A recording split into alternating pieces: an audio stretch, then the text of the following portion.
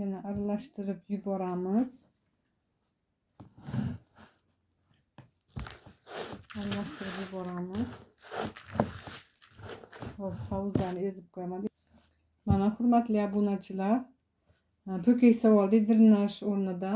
Endi ozgina turpoq solamiz. Bismillahirrohmanirrohim.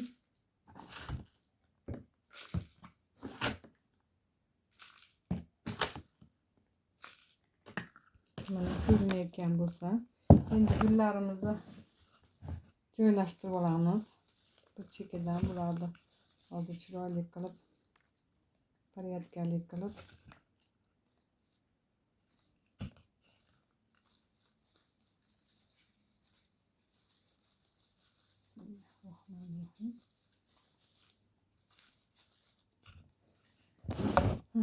endi solishimiz turpog'i.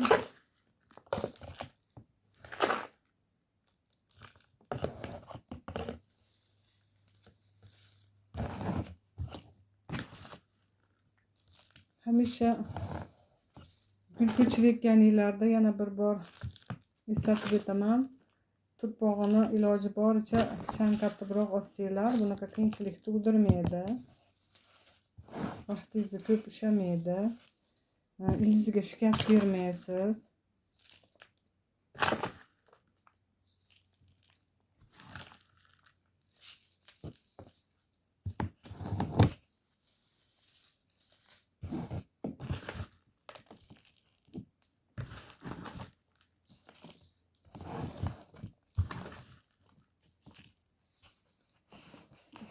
Sal-pal ezib qo'yamiz, chunki tomiriga havo kirib qolmasligi uchun.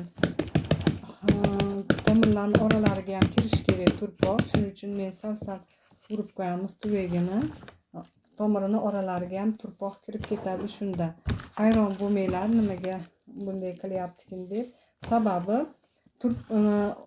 ildizlar oralari ochiq bo'lgani uchun, ildizlarning orasiga kirishligi uchun ozginadan tuvakni atrofiga urib qo'ysak, hammasi chiroyli bo'ladi inshaalloh. Mana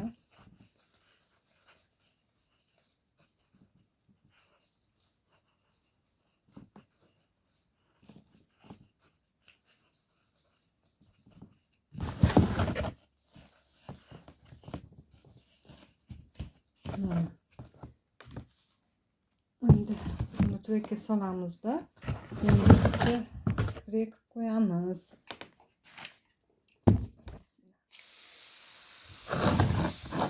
O'zi ozgina suv beramiz tagiga. O'zi bir kun oldin sug'orilgani uchun hozircha suv quymay turamiz. Endi biz bu nimamizni, gulimizni o'zini tuvagiga qaytarib ekib qo'yamiz. Menda o'zini turpog'i bor. Shu o'zini turpog'iga qayta ekmoqchiman.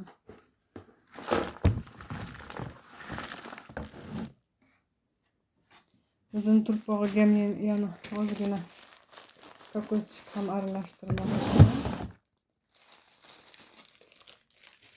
Yana ozgina terlik ham.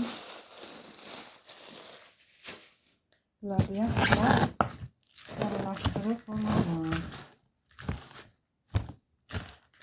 Hozir pavuza qilib, vaqtimiz ko'p olmasligi uchun to'kak maydalab yana efirga qaytamiz.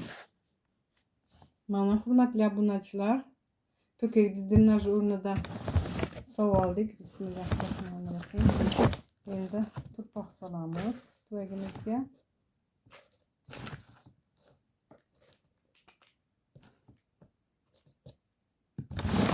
Mana ko'rinayotgan bo'lsa, endi gulimizni qayta ekib olamiz chiroyli qilib.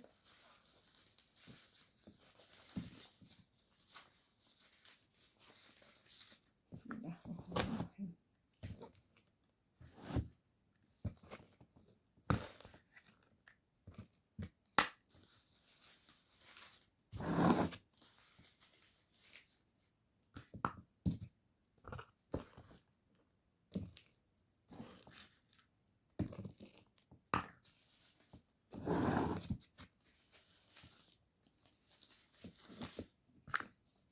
Portfelim sovuqqa yo'q. Gül shuning uchun qishdan chiqarishda juda ehtiyotli bilan nima qilasizlar, parvarish qilasizlar. Qishda suv quyganda ozgina suvni ilitibroq qo'yasizlar. Buni esinglardan chiqarmanglar, chunki qish baribir tokchalarga qo'yganinglarda derazani ba'zi oyni ozgina miqdorda sovuq nimasini inobatga olib, tuvakdagi to'ppoq ham sovuq bo'ladi. Nimasi ildizi muzlab qolishini oldini olish uchun shunga e'tibor beringlar. Sovuq qishda hech qachon muzdek suvni, vodoprovod suvini prямо sразу quyib qo'ymanglar. Ozgina ilitib, keyin quyishlarini maslahat beraman. Qo'lni ko'mib yubormaymiz. Chunki bularda ham nafas oladigan nimalari bo'ladi. Shularni yopib qo'yishimiz kerak emas. Mana. Chiroyli bo'ldi. Buni ham qayta ekib oldik. Mana juda chiroyli holatda turibdi. Buni ham kerak olamiz.